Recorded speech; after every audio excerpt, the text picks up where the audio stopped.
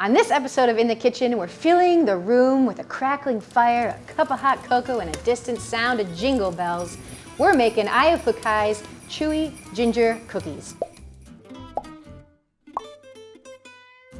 I have been baking an awful lot this year, and I'm very excited to try out these cookies, so let's get started. We're gonna start with 8 tablespoons or 1 stick of unsalted butter at room temperature. Please buy butter with at least 80% butter fat. It's totally worth it. And we're also going to add 2/3 of a cup of granulated sugar and 3 tablespoons of unsulfured molasses. This is just gonna add so much flavor. It's also hard to add into the mixer, geez. And we're just going to cream the butter with the sugar and molasses at a medium speed until the butter and molasses and sugar have incorporated and become kind of fluffy. It's gonna take a couple minutes. From time to time, you're going to want to scrape down the bowl with a spatula just to make sure that the butter and molasses, oh my God, really?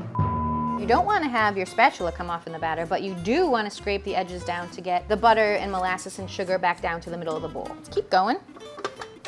Now, while the butter mixture is mixing up, we're going to sift together 1½ cups of all-purpose flour, 2 teaspoons of ground ginger. We're basically adding all of the yummy warming spices, 1 teaspoon of cinnamon, 1/2 teaspoon of ground clove. I love the way clove smells. 1 teaspoon of baking soda and 1 teaspoon of kosher salt. So we're just going to sift these together. And basically what we're doing is we're incorporating all of the warming spices with the flour. So we have the butter and the sugar and the molasses all mixed up. We're gonna take 1 egg at room temperature.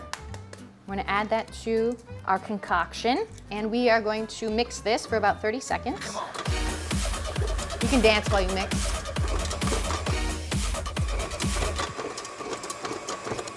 And now we're going to add half of our dry ingredients, the flour and all the warming spices, to the mixture. I just want to give you a warning. I did test this recipe at home before we filmed today. I decided to dump the dry ingredients in as it was mixing, and it was a bit of an explosion. So I highly suggest turning your mixer off and dumping the ingredients in and then turning the mixer back on again. Also, pro tip, start on slow. Do not go from 0 to 100 or you will also have an explosion of flour. So once the half of the dry mixture is incorporated, we're gonna scrape down the sides again. There's a lot of scraping. It smells like a gingerbread house in here. Scrape the bowl down and we're gonna add half of this now. So 1/4 of the ingredients go in.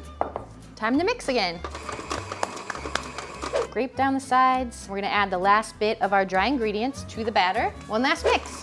It smells so good. If you are like just wanting to get into the holiday spirit, I highly suggest making these cookies because we haven't even tasted them yet and I'm feeling super festive. So now what we're going to do is we're gonna scrape the sides again, and with a small ice cream scoop, which I think is kind of an oxymoron, who has a small ice cream scoop? I would have the largest ice cream scoop. But if you have a small one, you can use that, or you can also just use a teaspoon. You're gonna scoop the dough out and make 18 cookies on a cookie sheet. The dough is gonna be kind of sticky. I'm just gonna make 18 cookies.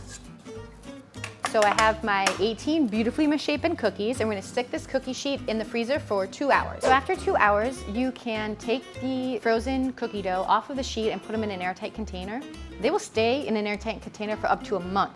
So let's say you just want these to like snack on from time to time. You can have a little like frozen cookie snack jar in your freezer. Me, I'm just gonna go for it and bake them all. So first you wanna preheat your oven to 350 degrees. We're gonna take our frozen cookie dough and we have turbinado sugar, which is like sugar in the raw. And we're going to roll the tops of the cookies into the sugar. I think this is gonna make a really nice sugary crust. It's gonna go on our cookie sheet, and we wanna keep the cookies about 2 inches apart. I'm hoping that they spread out. Keep going, sugar coating our cookies. It's actually a very therapeutic feeling, I feel like, the repetitious nature of baking cookies. All right, 2 inches. Follow my own instructions, hello. All right, so I did the math, and that means with 18 cookies total, we want 9 per tray. If you have 2 cookie sheets, you could get them both ready and bake them at the same time. So we're gonna put this in a 350 degree preheated oven for 15 minutes, and at the 7.5 minute mark, I'm going to rotate the cookie sheet so that they bake evenly.